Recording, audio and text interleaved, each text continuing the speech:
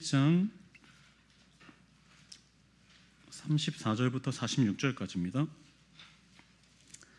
신명기 1장 34절부터 46절까지입니다. 구약성경 260면에 있습니다.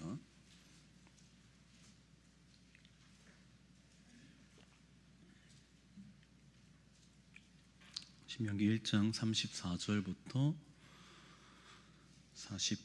46절입니다. 교독하겠습니다. 여호와께서 너희의 말소리를 들으시고 노하사 맹세하여 이르시되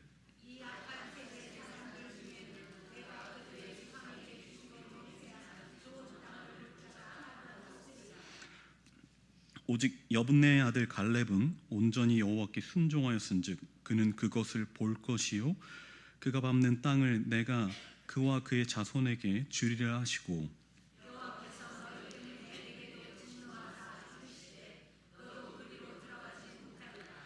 내 앞에 서 있는 눈의 아들 여호수아는 그리로 들어갈 것이니 너는 그를 담대하게 하라. 그가 이스라엘에게 그 땅을 기업으로 차지하게 하리라.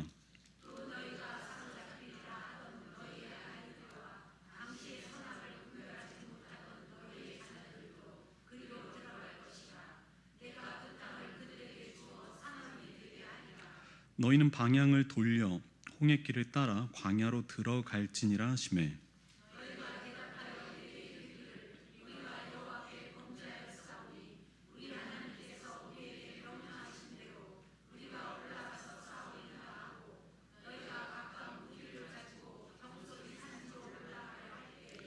여호와께서 내게 이르시되 너는 그들에게 이르기를 너희는 올라가지 말라 싸우지도 말라 내가 너희 중에 있지 아니하니 너희가 대적에게 패할까 하노라 하시기로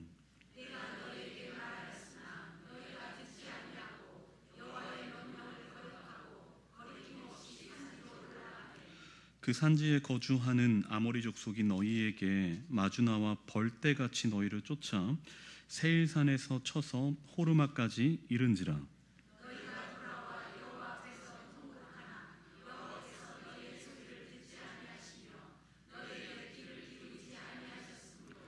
너희가 가데스에 여러 날 동안 머물렀나니 곧 너희가 그곳에 머물렀 날 수대로니라. 아멘. 할렐루야. 하나님과의 나와 관계에서, 그러니까 하나님과 나와 관계에서 중요한 것은 꺾이지 않는 우리의 믿음이다라고 저는 말씀을 드렸습니다. 하나님은 우리를 향한 사랑과 신뢰를 한 번도 저버리신 적이 없으십니다. 꺾이신 적도 없죠. 심지어 사탄이 욥을 시험할 때도 하나님은 욥에 대한 신뢰를 저버리지 않았어요. 언제나 꺾이는 쪽은 우리 편에서 시작되는 것이죠. 가나안 땅을 정탐하는 것은 하나님에 대한 불순종이다. 저번 주에 말씀을 드렸습니다. 이건 엄청나게 큰 불순종이거든요. 하나님이 정말 그곳에서 보기를 원하셨던 것, 그것은 바로 뭐냐면은 그 도착한 가나안 땅이 좋은 땅이다. 그리고 하나님께서 그곳을 약속해 주셨다. 그리고 그곳에는 풍성한 열매가 주렁주렁 열려 있는 아름다운 곳이다. 이걸 하나님이 보게 하시려고 했던 것이죠. 마치 이들이 처음 봤었던 비옥한 땅, 그리고 아름다운 땅, 많은 열매가 맺혀져 있는 그 땅은요, 마치 에덴 동산을 연상하게 하는 이미지를 백성들에게 제공합니다. 그렇죠? 수많은 열매들이 풍성하게 열려 있는 그 이미지를 백성들에게 제공하죠. 근데 우리에게는 뭐가 있냐? 바로 아담의 DNA가 있잖아요. 죄의 DNA가 있는 백성들은요, 그렇게 풍성하게 열린 수많은 종류의 열매는 보지 않고 마치 아담처럼 동산 중앙 선악과만 눈에 보이는 거죠. 그래서 자신들이 직접 밟았던 그 비옥한 땅, 기름지고 풍성한 그 열매, 두 사람이서 겨우 들 정도의 그 포도송이를 보고도, 그것을 경험하고도 뭐만 기억에 남았습니까? 바로 안악자손만 기억에 남은 겁니다.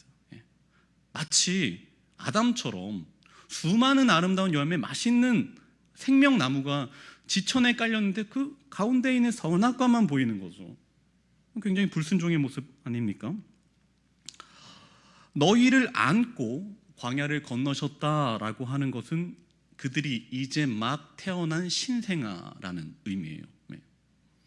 우리 이사야서 46장 3절의 말씀을 한번 읽어볼 텐데요. 네. 함께 읽겠습니다. 야곱의 집이여 이스라엘 집에 남은 모든 자여 내게 들을지어다. 배에서 태어남으로부터 내게 안겼고 태어서 남으로부터 내게 업힌 너희여. 아멘. 그렇죠? 내게 태어났고 내게 안겼고 나에게 업힌 너희 백성들, 이렇게 표현하고 있습니다. 네, 여기 하나님께서 우리를 직접 낳으셨다라는 이 말씀은 제가 작년에 10월 29일 날 오후예배 가운데 했으니까요, 혹시 떠오르지 않으시는 분은 거기서 설교를 참고하십시오. 조회수를 제가 기억하고 있으니까요. 우리 호세아서 말씀도 한번 읽어볼 텐데요, 호세아에도 이런 비슷한 내용의 말씀이 담겨져 있습니다. 1절 3절입니다. 이스라엘이 어렸을 때에 내가 사랑하여 내 아들을 애굽에서 불러냈거든. 그러나 내가 에브라임에게 걸음을 가르치고 내 팔로 안았음에도 내가 그들을 고치는 줄을 그들은 알지 못하였도다. 아멘. 네. 내 아들이었던 그 백성을 애굽에서 하나님이 직접 부르셨죠. 그분은 우리의 아버지시죠. 근데 그 아이에게 뭘 가르쳐주냐? 걸음까지 가르쳐주고 하나님의 넓으신 팔로 그들을 안아주셨다. 그러니 하나님께서는요, 그 아기, 신생아 같은 그 아이가 누울 곳, 먹을 것, 그리고 또 그들이 입을 것, 혹시 밤에 추울까봐, 아니면 낮에는 너무 더울까봐 진자리 마른 자리를 갈아 넣으시면서 손발이 마치 가사 같네요. 네. 그토록 수고스럽게 그 아이를 데리고 나왔다라는 거죠. 그걸 지금 표현하고 있는 것 아닙니까? 그러니까 그 광야에서 덥지만 힘들지만 밤에는 춥지만 하나님께서 그 아들인 백성들을 안고 나오셨다. 그래서 되게 놀라운 사건이란 말입니다. 그토록 수고스럽게 그 아이를 사랑해가지고 안아가지고 탈출하셨는데, 자, 백성들의 그 자세를 한번 볼까요? 우리 34절 함께 읽어보겠습니다. 여호와께서 너희의 말소리를 들으시고 노하사 맹세하여 이르시되 아멘. 말소리가 나오는 거예요. 하나님은 그들을 안아가지고 광야를 통과하셨는데 그들에게서 말소리가 나옵니다. 무슨 말이었을까요? 우리 옆으로 눈을 살짝 넘기면요, 저번에 읽었던 27절에 있습니다. 27절, 네, 1장 27절입니다. 함께 읽어볼게요. 장막 중에서 원망하여 이르기를 여호와께서 우리를 미워하심으로 아모리 족속의 손에 넘겨 멸하시려고 우리를 애굽 땅에서 인도하여 내셨도다. 아멘. 하나님이 우리를 미워한다. 하나님이 우리 혹시 미워하는 거 아니야? 야, 어쩐지 나 그때 가기 싫더라. 하나님이 우리를 애굽에서 인도했던 그때 있지, 10가지 재앙을 그들에게 주시고 장자를 치셨던 그날 있지, 나 근데 그날 사실 가기 싫었어, 이런 거예요. 하나님에 대한 그 불평의 말이 막 나오기 시작하고, 34절에 너희의 말소리를 들었다. 근데 그 말소리 뭡니까? 하나님에 대한 원망의 말들이 그들 가운데 넘쳐났다라는 겁니다. 아, 나 그때 애굽에서 나오기 싫었는데, 나 애굽에서 잘 살았는데 괜히 나를 데리고 나왔고 이 고생을 시키시다니. 한 시인이 시를 한 편 지었어요. 제목은 교회입니다. 제목 교회, 내용 교회, 말이 많다. 말이 많죠. 말이 많은 거예요. 모여서 얘기하다 보면요, 누구 흉보게 돼요? 아니면 칭찬하게 되나요? 흉보게 돼요? 하신 분들이 많은데요. 그렇죠. 말을 하다 보면은 결국엔 누군가를 좀 흉보는 쪽으로 그 대화가 흘러갑니다. 칭찬하는 쪽으로 잘 안 가요. 인간 본성이라는 것은요, 국적에 따라 변하는 것이 아닙니다. 다르지 않아요? 다 똑같아요. 감사한 것보다는 불평할 것을 먼저 찾아가지고 그것을 막 도드라지게 얘기하는 것이 인간의 본성이죠. 그러니까 대화를 많이 하면 할수록 불평이 많이 늘어나게 되어 있어요. 그러니까 회의 너무 길게 하지 마세요. 말만 많아질 수가 있습니다.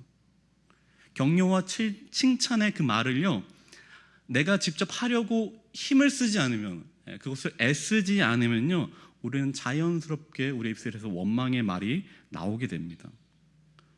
그러니까 그 어떤 사람에 대해서, 아니면 어떤 사건에 대해서, 어떤 일에 대해서 불평의 말을 할 수도 있죠.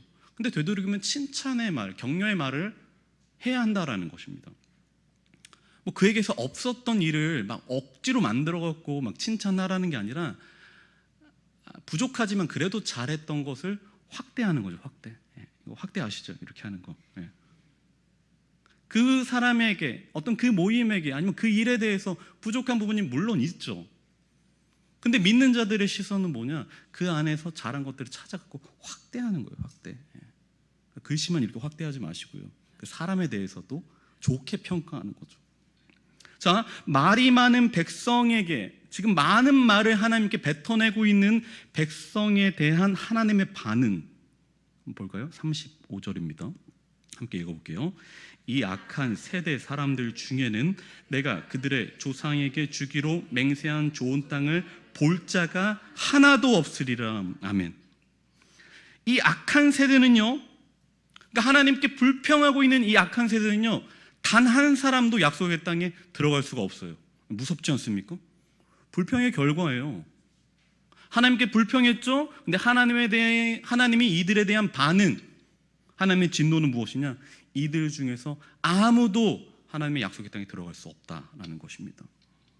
근데 물론 이 뒤에 보면요, 전부 못 들어간 건 아니에요. 그럼 누가 들어갔냐? 오직 여분네의 아들 갈렙 들어갔죠. 그리고 눈의 아들 여호수아, 이 두 명이 들어간 겁니다. 자, 이것이 얼마나 참혹한 숫자이냐? 출애굽한 백성들이 60만이라고 되어 있어요. 근데 뭐 거기다가 아이들, 뭐 여성 합하면 250만, 300만 되겠죠. 근데 계산하기 쉽게 200만이라고 그냥 해볼게요. 200만에 10%면 몇 명이죠? 20만 명이에요. 1%면은 2만 명이에요. 0.1%면 2천 명이에요. 0.001%면 계산이 안 돼. 200명이죠. 그죠? 20명이죠. 0.0001%면은 20명이죠.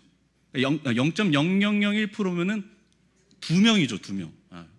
계산 잘하시네요. 그러니까 200만 명이면은 10%면은 20만 명이고요. 0.0001%가 2명이에요. 근데 200만 명 중에 몇 명이 들어갔어요? 2명만 들어갔습니다. 하나님이 들으신 그 말소리, 하나님에 대한 불평, 불만, 하나님 나를 왜 데리고 왔어요? 말한 사람이 몇 명이냐? 99.0009%죠. 그 사람들이 다 불평한 거예요. 199만 9,998명이 불평한 거죠. 여러분 어느 쪽에 속하시겠습니까? 여러분은 0.0001%의 신앙이 되시길 바랍니다. 그게 좋은 거죠. 200만 명 중에 단 2명만 하나님의 약속의 땅에 들어온 거예요. 그 2명의 사람들만 불평하지 않은 것입니다. 40절도 한번 읽어볼 텐데요. 오늘 읽었던 말씀 40절입니다. 함께 읽을게요. 너희는 방향을 돌려 홍해 길을 따라 광야로 들어갈지니라 하시매. 아멘. 방향을 돌려서, 자 이제 범죄했죠. 하나님의 약속을 믿지 못하고 불평했습니다. 그때 하나님께서 내리신 진도, 너희 절대로 가나안 땅 못 들어가. 그러면서 동시에 너희는 방향을 돌려가지고 홍해 길로 가라. 그래서 다시 광야로 들어가라고 하나님께서 말씀하십니다. 진노하신 거예요. 이스라엘을 징계하시는 하나님은요, 그 백성들에게 다시 홍해 길을 따라서 광야로 들어가라고 하십니다. 민수기 14장 25절 말씀 볼 텐데요. 함께 읽어보겠습니다. 아말렉인과 가나안인이 골짜기에 거주하니 너희는 내일 돌이켜 홍해길을 따라 광야로 들어갈지니라. 아멘. 자, 방향을 돌이켜서 홍해길을 따라 광야로 들어가라, 이렇게 말하죠. 가나안 땅을 향해서 전진하고 있었던 백성들의 이동의 방향이 달라졌습니다. 그들의 위치가 달라졌습니다. 이제 막 광야를 통과했는데요, 이제 막 광야로 통과했는데 하나님은 다시 광야로 들어가라고 말씀하시는 거예요. 지금 방향이 달라졌습니다. 저는 이 구절을 보면서 약간 좀 섬뜩함을 느꼈는데, 자, 이스라엘 백성들에게 홍해를 건넜다라는 것이 어떤 의미인가요? 하나님께서 그들을 택하셔서 애굽을 탈출하게 하시고 홍해를 건너게 하셨다. 그게 바로 그들에게 어떤 의미입니까? 바울은 이후에 모세에게 속하여서, 모든 백성들이 모세에게 속하여서 구름과 바다에서 세례를 받았다 이렇게 표현해요. 홍해를 건넌 사건을 모든 백성이 바다에서 세례를 받았다 이렇게 표현을 합니다. 그러니까 곧 바울은요, 이 홍해 사건을 세례로 비유를 합니다. 모든 백성들이 하나님에게 세례를 받고 구원받게 되었다, 이 사건으로 해석을 하거든요. 세례라는 건 뭐죠? 과거로부터 내가 단절되고 새 사람이 되는 것, 이게 세례잖아요. 방향을 돌려서 하나님께 나아가는 것, 이게 세례받은 사람의 모습 아닙니까? 자, 40절에 보니까요, 이렇게 돼 있죠. 너희는 방향을 돌려, 이렇게 돼 있죠. 예, 방향을 돌렸다 이렇게 표현되어져 있는데요. 가나안으로 향하던 방향을 돌려가지고 다시 광야로 들어간다라는 겁니다. 출애굽기 13장 18절도 한번 볼 텐데요. 출애굽기 13장 18절 말씀도 한번 보겠습니다. 네, 함께 읽을게요. 그러므로 하나님이 홍해 광야길을 돌려 백성을 인도하심에 이스라엘 자손이 애굽 땅에서 대열을 지어 나올 때에, 아멘. 자, 하나님께서는요, 백성들을 출애굽시키시고 가나안 땅으로 가는데, 거기서 가나안 땅으로 빨리 가려면요, 어디를 지나가야 되냐? 블레셋 땅을 지나가야 돼요. 지금 읽었던 거는 이제 막 광야에 출애굽한 백성들을 말하는 것입니다. 이제 막 출애굽한 백성들을 하나님이 인도하시는데, 가나안 땅으로 빨리 가려면 블레셋 땅을 지나가면 돼요. 그냥 싹 지나가면 되는데, 하나님은 그 길로 인도하지 않으시고 일부러 홍해를 건너게 하시거든요. 근데 왜 그러냐면은, 지금 이제 갓 애굽에서 탈출한 백성들은 마치 신생아 같다고 그랬잖아요. 그러면은 그 신생아로 어떻게 전쟁할 수 있어요, 없어요? 없죠. 그러니까 블레셋을 만나면은 100% 전쟁, 무력 충돌을 일으킬 수밖에 없습니다. 하나님께서 그것을 아시고 이 어린 아이에게 전쟁을 맡길 수 없으니까 하나님 일부러 홍해로 싹 돌아가게 해요. 그때 하나님께서 돌이켰다라는 표현을 쓰십니다. 하나님께서는 의도적으로 홍해라는 영적 세례 사건으로 백성들을 인도하시는 거죠. 일부러. 그러나 이제 주님이 다시 말씀하시는데, 너희는 돌이켜서 광야로 들어가라 라고 한단 말이죠. 자, 돌이켜서라고 해요. 그 말을 듣는 순간 홍해 사건과 오버랩 되는 거예요. 하나님이 우리를 홍해로 인도하실 때 블레셋으로 쓱 지나갈 수 있었는데 돌이켜갖고 홍해로 지나가게 하셨다. 구원 사건입니다. 근데 마치 그 역행하는 것처럼 하나님이 그들을 돌이키셔갖고 광야로 다시 보낸다. 이게 두 가지가 지금 오버랩 되는 거예요. 그것도 홍해길을 따라간다. 구원 사건인 홍해를 건넜는데 범죄한 우리가 지금 그 옆길로 간다? 마치 약간 이런 사인 같지 않습니까? 너네 그럼에도 앞으로 한 번 더 불평하면, 또 중얼거리면은 마치 홍해길을 다시 역행하는 것처럼 구원이 취소될 수도 있다라는, 뭔가 그 백성들에게 외줄 타는 것 같은 불안감이 느껴진단 말이죠. 뭔가를 잘못한 아이에게 여러분들이 뭐라고 하십니까? 너 한 번 더 하면 골목 대구 간다, 이런 말 많이 하셨죠. 아니면 너 한 번 더 하면 여기 파리채 막. 애들이 그러면 어떻게 합니까? 무서워하죠. 벌벌 떨죠. 왜냐면 옛날에 그 사건이 떠오르니까. 여러분들 골목에서 많이 이렇게 하셨잖아요. 파리채로 효자손으로. 그러니까 그거 딱 드는 순간 애들이 겁내잖아요. 마치 그런 거예요. 홍해 옆길로 해서 광야로 들어가라는 것은 마치 너 원래 구원 원래 동그라미였는데 지금 너의 범죄로 인해서 마치 세모가 된 거야 라고 말하는 것 같은 사인을 받게 된단 말이죠. 두려워진다는 겁니다. 그러니까 백성들이 어떻게 합니까? 하나님 앞에 싹싹 비는 거예요. 하나님, 다시는 안 그럴게요. 잘못했습니다.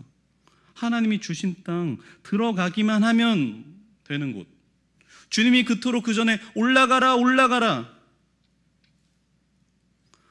거기 가면 안옥장손이 있어. 근데 너희는 두려워하지 마라, 겁내지도 마라, 내가 대신 싸울 거니까 너는 아무것도 안 해도 돼, 그냥 올라가기만 해. 그랬더니 백성이 어떻게 했습니까? 올라가기를 거역했죠. 안 올라가고 올라가기를 거역했습니다. 그런 애들이 올라가기를 거역하던 사람들이, 우리 41절 보겠습니다. 41절, 너희가 대답하여 내게 이르기를 우리가 여호와께 범죄하여 싸우니 우리 하나님께서 우리에게 명령하신 대로 우리가 올라가서 싸우리이다 하고, 너희가 각각 무기를 가지고 경솔히 산지로 올라가려 할 때에, 아멘. 자, 하나님이 그 전까지는 올라가라 두려워하지 말라 할 수 있다라고 했는데 그 백성들이 안 올라갔습니다. 근데 하나님이 지금 진노하시면서 너 이제 홍해길을 따라 광야로 다시 들어가, 혼내줄 거야 라고 말씀하셨는데 백성들이 뭐라고 합니까? 올라가겠습니다 그러는 거예요. 하나님의 미간이 찌푸려지는 것을 보고 이 백성들이 무기를 가지고 전쟁을 하러 올라가고 있습니다. 다시. 근데 그 밑에 서술하기를 뭐라고 합니까? 각각 무기를 가지고 경솔히 산지로 올라갔다. 경솔하게 산지로 올라가려고 했었다. 이들이 잘못해서 하나님을 순종하는 마음으로 하나님 하겠습니다, 제가 듣겠습니다 이렇게 한 줄 알았어요. 경솔하다는 표현은 뭐죠? 가볍다, 마음이 그 가볍다라는 거잖아요. 마치 이렇게 읽었어요. 반항기 가득한 사람처럼 하나님이 그 전까지 야 올라가라 아 싫어요, 안 올라갈래요 라고 했는데 지금 갑자기 41절에 와갖고 올라가겠습니다 이렇게 말합니다. 근데 그 백성의 마음의 태도가 뭡니까? 경솔하다는 거죠. 마음이 가볍다라는 거죠. 그 마치 반항기 있는 자녀처럼 올라갈게요 그럼, 내가 못할 줄 알고 그러면서 올라가려고 하는 거예요. 무기를 지금 챙겨 들고 지금 올라가려고 하는 겁니다. 근데 이 경솔하다는 건요, 조금 더 원문을 잘 분석하면요, 경솔이가 아니라 건방지게예요. 올라갈게요. 뭐 그게 어렵나 뭐 이렇게. 뭐 내가 못 싸울 줄, 입이 삐쭉 나와가지고 건방지게, 여러분 그 태도 아시죠? 건방지게 하나님 아버지 앞에 올라갈게요. 뭐 하나님 없으면 내가 못할 줄 아나? 자기만 할 줄 아는 것처럼 이러면서 말하고 있었던 거죠. 백성들은요 불순종만 한 게 아니에요.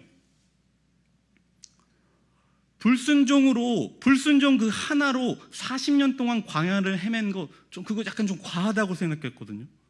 근데 오늘 말씀을 보니까 백성들에게 불순종뿐만 아니라 뭐가 있었습니까? 하나님에 대한 건방진 태도가 있었던 거예요. 이게 두 개가 결합된 거죠. 불순종과 건방진 모습. 하나님이 하신 일을 하찮게 여겼던 거예요. 지금까지 건방지게 행동하고 있는 겁니다. 자, 그러면서 우리 42절도 한번 읽어보겠습니다. 함께요. 여호와께서 내게 이르시되 너는 그들에게 이르기를 너희는 올라가지 말라, 싸우지도 말라, 내가 너희 중에 있지 아니하니 너희가 대적에게 패할까 하노라 하시기로. 아멘. 자, 하나님이 올라가라 하셨는데 백성들은 안 올라갔죠. 하나님이 분노하시니까 그제서야 올라갈게요 건방지게 얘기했어요. 그랬더니 하나님이 야 올라가지 마, 싸우지도 마 그랬는데 43절에 보니까 거리낌 없이 산지로 올라갔다. 하나님이 이제는 야 올라가지 마, 싸우지도 마. 근데 백성들은 다시 한번 말을 안 듣고 올라가죠. 결과는 어떻게 되었습니까? 마치 벌떼처럼 쫓겨가지고 완패했어요. 전쟁에서 졌단 말입니다. 그 전까지는 너희보다 앞장서시고 너희와 함께 있고 너희를 대신해서 싸우시고 안아주셨던 하나님이 이들에게 이제는 계시지 않는 거예요. 하나님께서는 더 이상 그 백성들의 말을 듣지 않으시고요, 그들의 음성에 귀 기울이지 않으십니다. 하나님이 하지 말라고, 올라가지 말라고 말했지만 아직 이들에게는 뭔가 미련이 남아 있었던 겁니다. 홍해길을 따라서 광야로 안 가고 어떻게 하면 바로 옆에 지금 눈앞에 있는 가나안 땅으로 들어갈까 궁리하고 있었던 거예요. 꿍꿍이를 갖고 있었던 겁니다. 근데 우리 45절도 한번 읽어보겠습니다. 45절입니다. 너희가 돌아와 여호와 앞에서 통곡하나 여호와께서 너희의 소리를 듣지 아니하시며 너희에게 귀를 기울이지 아니하셨으므로. 아멘. 듣지 않아요. 하나님께서는 귀 기울이지 않습니다. 그리고 백성들은 자기 뜻대로 되지 않자 그 자리에 주저앉아요.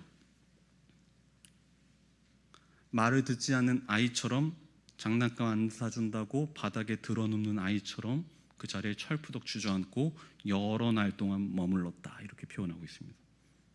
여러 날 동안 머물렀다, 아샤브라는 말인데요, 거기에 앉아 있었다. 계속 올라가라 할 때도 올라가지 않았고요, 떠나라 할 때는 또 떠나지 않고 그 자리에 철푸덕 앉아 있는, 그게 아샤브예요.